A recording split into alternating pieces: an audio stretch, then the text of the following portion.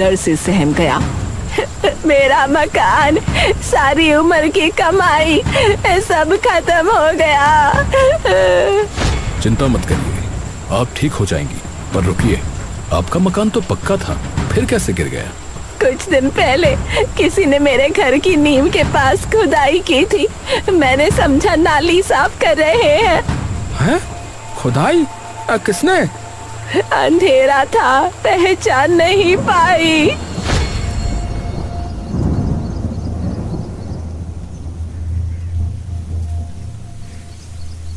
अगली सुबह विशाल ने पूरे गांव के सामने दुख जताया।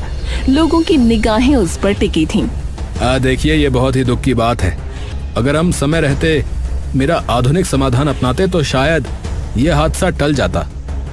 सच कह रहे हो विशाल भैया, बिल्कुल। और एक बात, कल रात मैंने गांव में कुछ संदिग्ध गतिविधियां देखी। हैं? संदिग्ध? क्या मतलब? उम्मीद करता हूं कि कोई हालात का फायदा नहीं उठा रहा होगा, जानबूझकर नुकसान पहुंचाने की कोशिश। क्या कह रहे हो विशाल भैया? किसी ने जानबूझकर? मैं किसी पर उंगली नहीं उठा रहा, बस कह रहा हूं कि सतर्क रहें। उसकी निगाहें एक पल के लिए रामू पर टिक गईं। पूरी चौपाल ने वो नजरिया देख लिया। रामू ने कोई जवाब नहीं दिया। वो बस चुपचाप खड़ा रहा, मानो कुछ सोच रहा हो। उसे बस इतना याद था कि पिछली रात उसने दूर से विशाल की गाड़ी उसी दिशा से लौटते हुए देखी थी जहां मकान गिरा था। रामू, उसने तुम्हारी तरफ देखा? हाँ, मैंने देखा। तुम कुछ बोलते क्यों नहीं? समय आने पर सब सामने आ जाएगा, अभी तो बस पानी और ऊपर आने दो। पर तुम्हारा नाम तो... मुझे अपनी सफाई नहीं देनी। ये जो सच है ना, वो पानी की तरह अपना रास्ता खोज लेता है। चल, अब कुछ करना है। रामू मुड़ा और फिर से पुराने तालाब की तरफ बढ़ चला। रामू ने अब चुपचाप अपना काम शुरू कर दिया। वो दिन में खेत में काम करता दिखता, लेकिन रात में गांव के पश्चिमी कोने में पड़ी 100 साल पुरानी जल निकासी नाली के पास जाता और धीरे धीरे उसमें जमी मिट्टी और कचरा साफ करने लगता। अरे रामू, ये तो पुरानी नाली है भाई, क्या फायदा होगा? अरे भाई, यही नाली पूरे गांव के तालाबों को नदी से जोड़ती है। बस भर गई है, साफ होगी तो पानी अपना रास्ता खोज लेगा।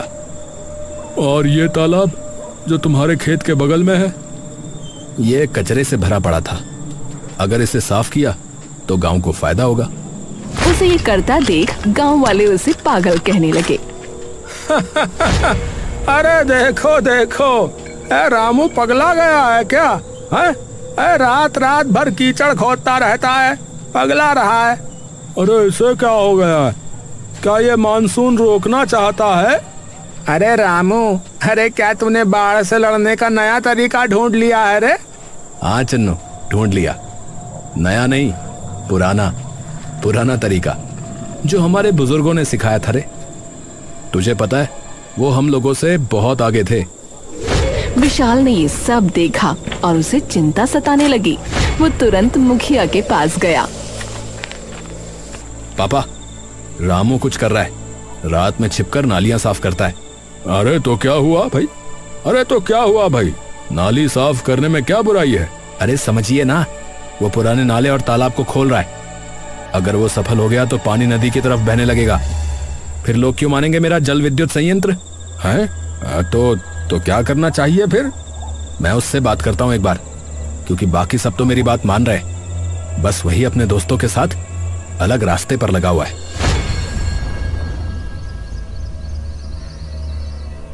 अगले दिन विशाल ने रामू को अकेले में बुलाया। अरे रामू भाई, अरे आप बहुत मेहनत करते हैं, पर आपका तरीका पुराना है। अरे भाई, पुराना ही सही होता है, तो क्या करूं बताओ?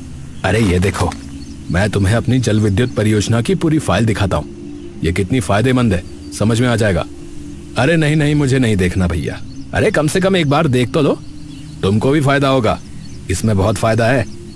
अगर तुम मान गए तो मैं तुम्हें भी कमीशन दूंगा, अच्छा खासा पैसा। अरे मुझे पैसा नहीं चाहिए भैया, मुझे अपना गांव बचाना है। अरे रामू, अरे तुम बहुत जिद्दी हो, देख लेना, अच्छा नहीं होगा तुम्हारा। विशाल ने लिफाफा वापस जेब में रखा और चला गया, लेकिन जल्दी में उसकी जेब से एक कागज निकलकर कीचड़ में गिर गया। रामू ने उसे देखा और धीरे से उठाकर जांचने लगा। ये क्या है? ओहो, ये तो बड़े काम की चीज है। रामू ने उसे जेब में रखा और घर चला गया। 11वें दिन जब बारिश अपने चरम पर थी, मुखिया ने एक बड़ी सभा बुलाई। सभी समाधान प्रस्तुत करने आए। आज सब अपना अपना समाधान प्रस्तुत करेंगे भाई। जो सबसे अच्छा होगा उसे पुरस्कार मिलेगा। हाँ, देखो मेरा जल विद्युत संयंत्र, आधुनिक और शानदार। अरे वाह वाह भैया, क्या बात है, कमाल है। इससे बिजली भी, पानी भी, सब कुछ। तभी रामू आया। उसके हाथ में कोई मॉडल नहीं था, बल्कि एक कुदाल और एक गंदा पत्थर था। सब हंसने लगे। अरे रामू, क्या है ये? क्या है भैया? कुदाल और पत्थर? क्या यहाँ बांध बनाएगा क्या? अरे ये तो बाढ़ को देखकर भाग जाएगा। अरे पगला गया है ये। अगर आप लोग मेरे साथ चलें तो दिखाऊं? अच्छा, चलो चलो, देखते हैं रामू भाई क्या कमाल दिखाते हैं।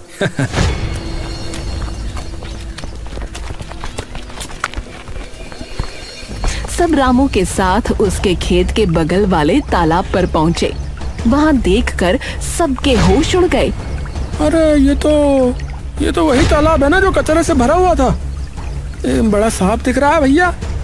और भैया इसमें तो पानी भी भर गया है अब। अरे देखो, इस नाली से पानी बाहर नदी की तरफ बढ़ रहा है।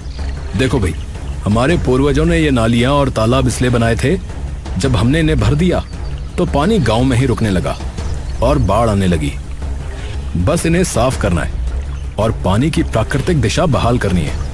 अरे वाह भाई, वाह भाई वाह। अरे ये है असली समाधान भैया। मुझे 5 लाख नहीं चाहिए। मुझे चाहिए कि सब मिलकर पुराने 10 नालों और 5 तालाबों की सफाई करें। यही असली समाधान है।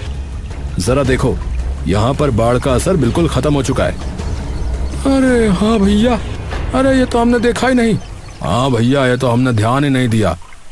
अरे भैया, एकदम सही बात है। विशाल गुस्से से आगे बढ़ा और चीखने लगा। अरे ये कोई समाधान नहीं है। हमें जल विद्युत संयंत्र तो बनाना ही पड़ेगा। भविष्य के लिए वही सही है। हाँ, सही होगा, पर तुम्हारा या तुम्हारे बापू का बनाया हुआ नहीं। ये लो विशाल, ये देखो, तुम्हारी जेब से गिरा था ये पर्चा है। ये क्या है? ये है तुम्हारे और तुम्हारे पिता के काले चिट्ठे का भांडा फोड़। इसमें लिखा है सरकारी ग्रांट का 60% तुम दोनों बांटोगे, 40% से नाम मात्र का काम। ये तो घोटाला है भैया। हाँ क्या? घोटाला? भैया घोटाला चल रहा है।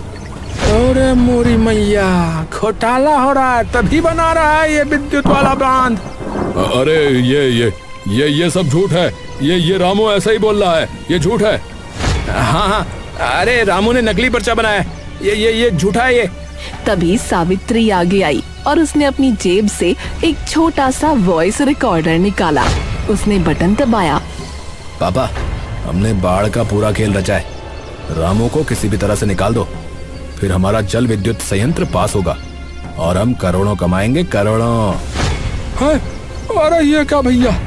अरे ये क्या, इतना बड़ा धोखा?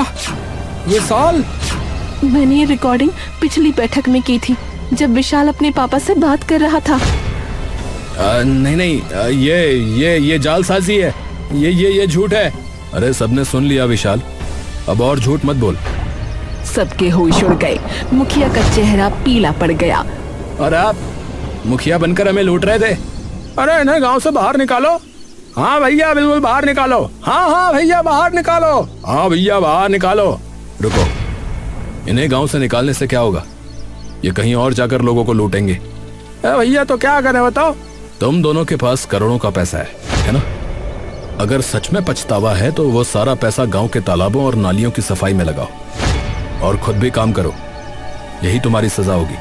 अब ठीक है रामू, ठीक है, हम मान गए भैया।